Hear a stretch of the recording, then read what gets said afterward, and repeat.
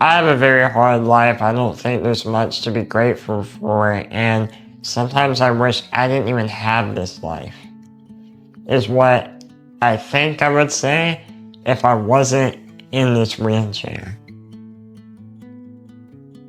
And I know that can come across as a bit of a shock for a lot of people because on the surface it seems like my life is unbearably hard and difficult, but I have a pretty good life. I'm a happy camper. I don't have many complaints.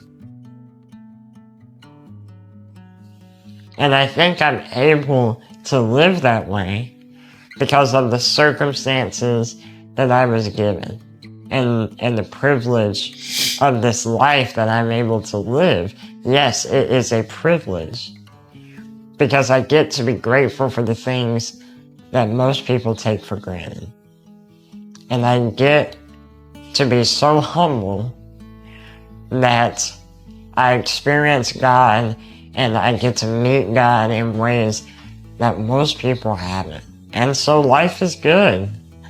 There's not much to complain about. I think people always assume that my life is a terrible thing and it is a burden, and while it can be sometimes, and I don't always have the best day ever, it's a blessing, and it's a privilege to have this life. Because God ultimately said, you know what? I'll give this one to Jamey. Because I know that he's the right person for it. And I think God gave you your life because he knew you were the right person for it. I love you. God bless. Oh, man.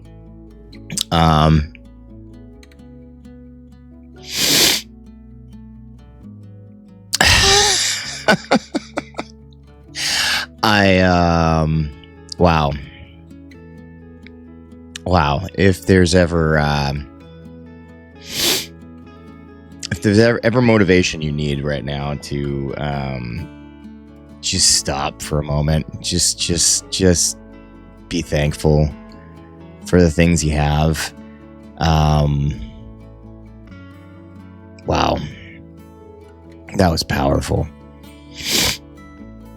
That was really powerful.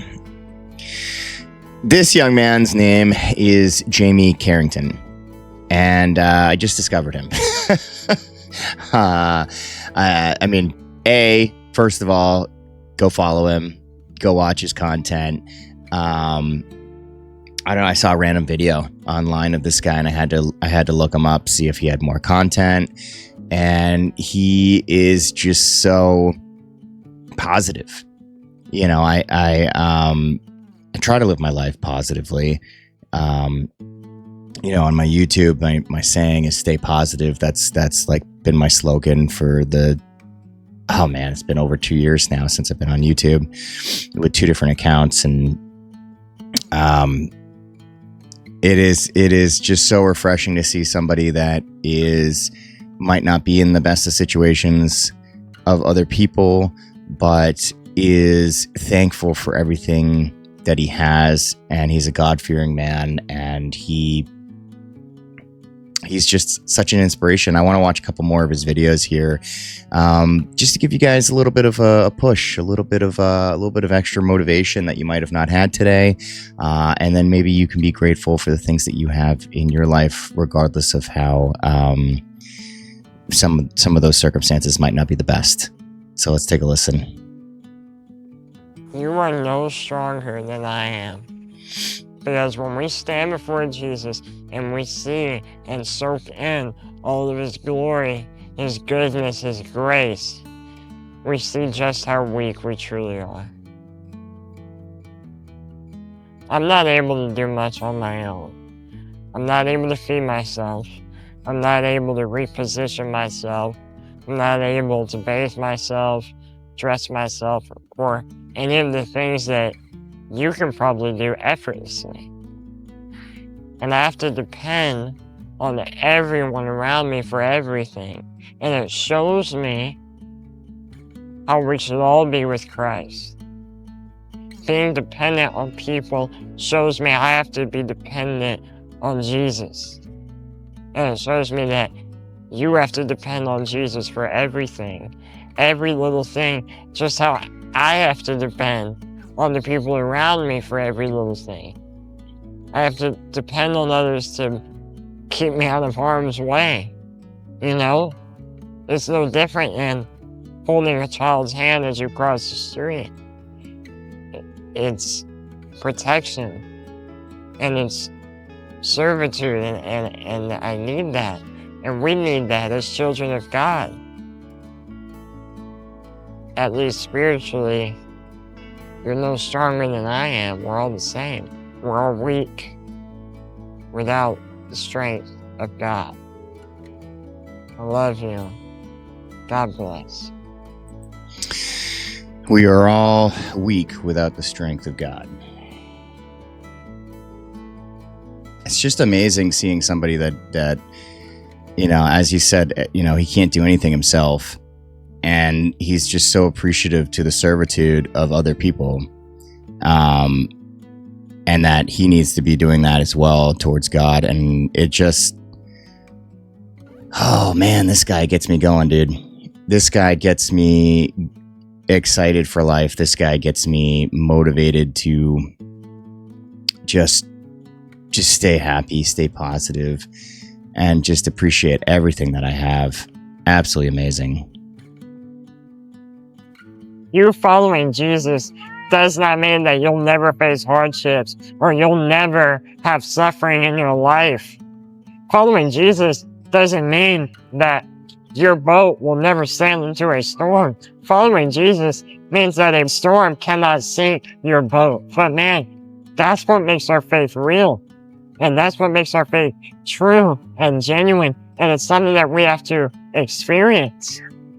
And a lot of Christians, as soon as they go into a storm, as soon as they see even a dark cloud, they run to something other than God. They run to their addiction. They run to their sin that's killing them. It's poison. And they run to it before they run to God. And all I want you to do is run to God. Because He promises that your boat will not sink if you just have faith. And that is all you need. It's faith in God. Not faith in your sin. Not faith in your lust. Not faith in your greed, your anger, or any of these other things. Have faith in God. Because He's bigger than any storm that you could ever face. I love you. God bless. Ah, man, I think what he's saying is so important too. And he was talking about how, it's just because you're in faith or you have a relationship with God or you're a Christian doesn't mean you're not going to face trials and tribulations. And in fact, a lot of the comments that I've gotten on some of my recent videos, people have been saying, expect trials and tribulations. And then what he said about how most people, when bad things happen, when those storm clouds come, they run to their sin, they run to their addiction, they run to their lust, they run to this, and that, and that just can't be more true.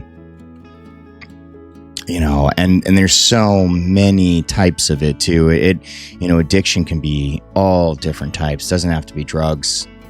It could be sex, it could be food. It could be self-harm. It could be, there's so many things that people run to that are not good for them.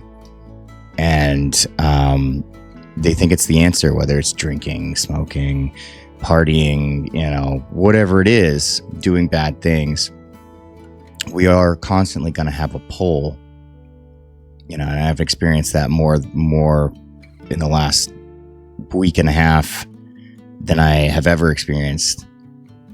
Or week. It hasn't even been a week and a half. It's been like a week. But there's just this pull from both sides, right? It's not just a pull to God. There's also a pull towards evil, right? We see it all around us, and those little pulls, whether you're getting pulled to addiction, that could be, an evil pull.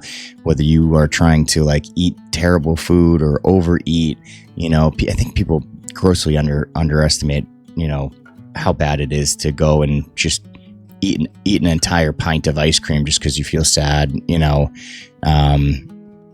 It has the same kind of effect as like doing drugs, because it's like you're putting these chemicals in the food in your body, and overeating, and too many calories, and then you're going to feel sick later and not feel good later, or whatever. But I think it's a great point that we're going to be faced with these challenges, and that's okay. That's what makes it beautiful.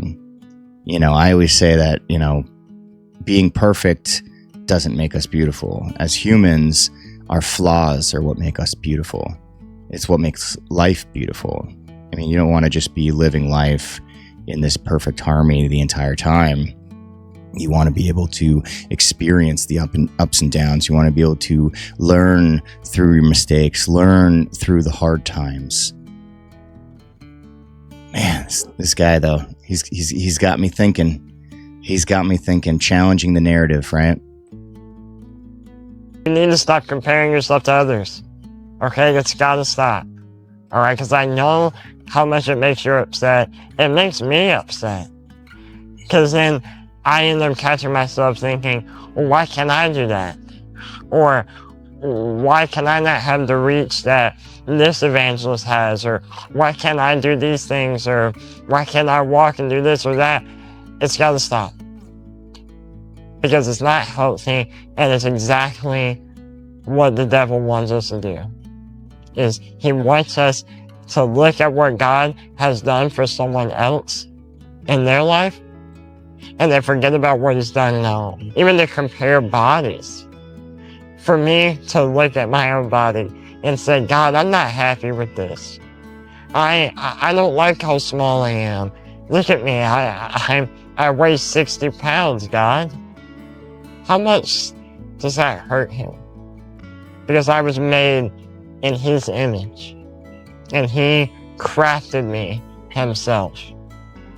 So I want you to understand that you are where God needs you to be at this exact moment. Don't compare yourself. Don't ignore the blessings God already placed in your life, and understand that God has you where you are for a reason. Alright? I love you. God bless. First of all, I just want to say I love how he always says, I love you, God bless, at the end. That's great. It's, again, spot on though. This guy's just full of lessons that everyone needs to know, And it's not easy. It took me a very long time to stop comparing myself to other people. And I definitely still do. It's not, but in a different way. There's comparing yourself to other people in a negative way, and then there's comparing yourself to other people in like a motivational way, trying to better yourself kind of thing, like competition wise. But as far as comparing yourself and being like, oh, I'm not big enough, like he was saying, he's small, I'm not big enough, or I'm not good enough, I'm not this enough, I'm not that enough. Or you trying to change yourself. This is the big one for me too, is you trying to change yourself to be more like somebody else and less like yourself. It's like the Linkin Park sign, the Linkin Park song,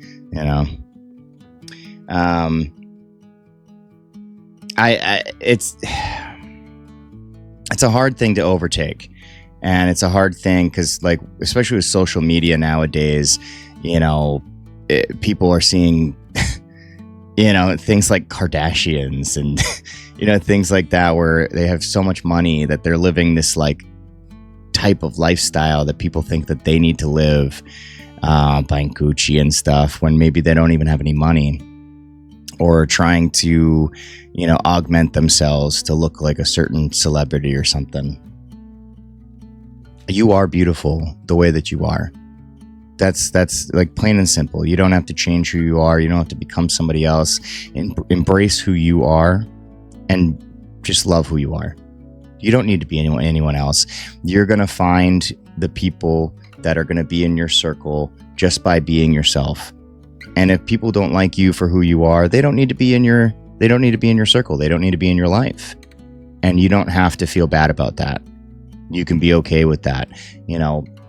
when I first started these videos about my journey with God and trying to speak up for what's right, I've gained some followers, yes, but I also lost some followers, and that's okay.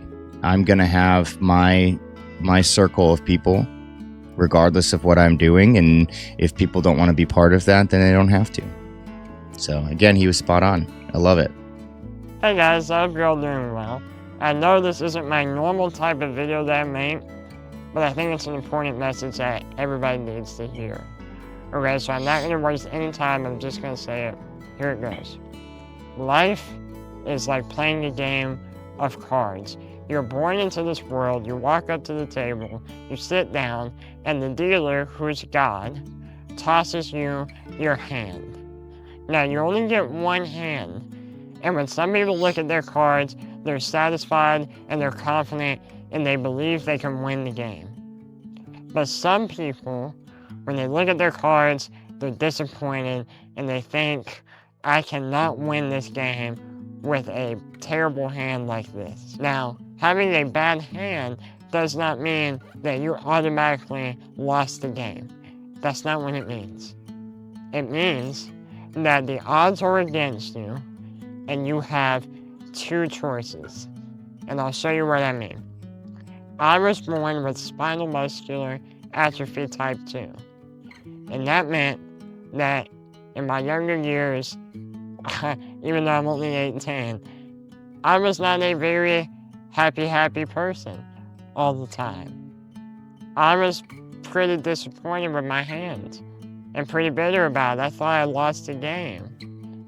I never would feel grass on my feet. I would never hit a home run at a baseball game so my parents could see. I would never jump on a trampoline and break my arm. I would never experience these things that I thought made life so wonderful and unique. And I thought my life was a disappointment because of that. It was over because of that. I lost for no reason. What was the point? And I would shake my fist angrily at God, asking why? Why would you let this happen to me?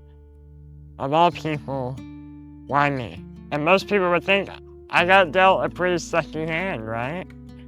I mean, you would think the dealer would have something against me or something. And you might have been dealt a sucky hand too. I don't know. I know a lot of us have. But guess what? You have two choices. You either fold them and walk away and give up, or you make the most of things and live your life so fully with so much joy and so much confidence that people will start to wonder if you're bluffing. Because no one with a hand like yours should be smiling like that. But you are. I am. Be so grateful. Be so joyous. I just gotta stop for a second. What a line. What a line, dude. What did he say again? I wanna go back for a second. That people will start to wonder if you're bluffing. Oh my god, dude. What a line. I can't believe this dude's 18. This dude's 18. How many of us were this enlightened and this thoughtful at 18?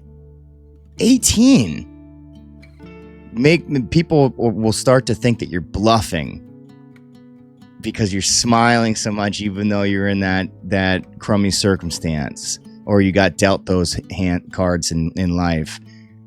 Wow, man. Wow, that is super motivating to me.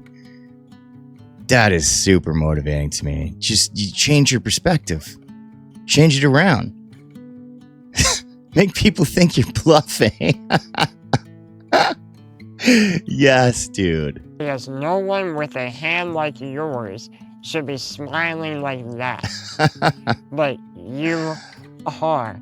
I am. Be so grateful. Be so joyous. Be so content with everything. And you have to work at it. It doesn't come overnight. You have to work to be grateful. You have to work to be joyous. But be all of those things. Be so happy with what you have. And be so content with God, most of all, that people look at you and say, man, why are they so happy? Despite everything, how are they so happy? What do they have that I don't?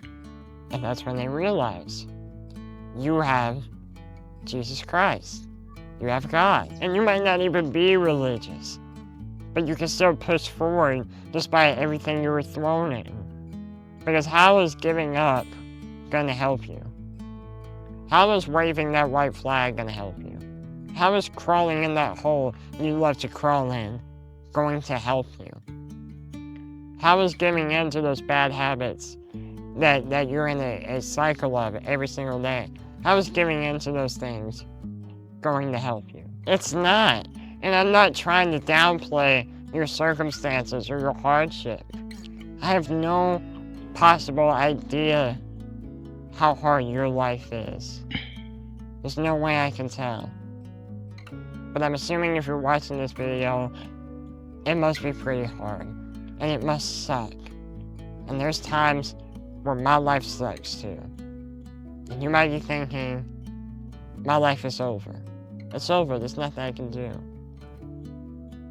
But I can say, at least for me, my life was not over. I chose to take what I had, the hand that I had, and I gave it to God. It's not over till it's over. I mean, I can't tell you how many times my life has come crashing down, and I hit rock bottom, and I thought my life was over. Now, obviously, I am not in his circumstance at all. You know, I'm blessed as far as health goes, and very thankful for that.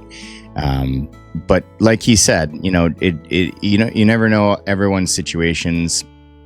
You know, everything's relative to your own life, right? Like, just because, you know, one thing's bad for one person doesn't mean it's bad for another. Doesn't mean one thing's good for one person, it's not good for another. Everyone has bad circumstances, and you know, you might not think it's bad in your mind when you see somebody else go through something, but it could be really bad for them. You know, everyone takes things differently, but it's not over till it's over.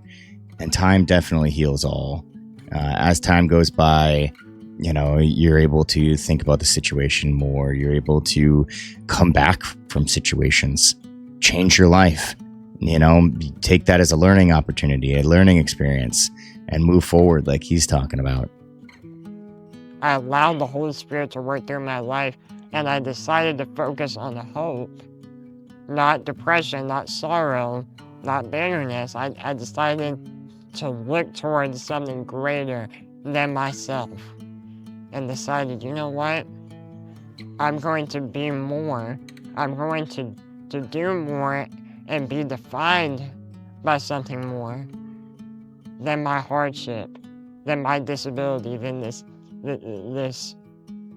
fleshly shell that my spirit is trapped in. And when you focus on hope, and when you choose to make the most out of your life, you actually become fulfilled.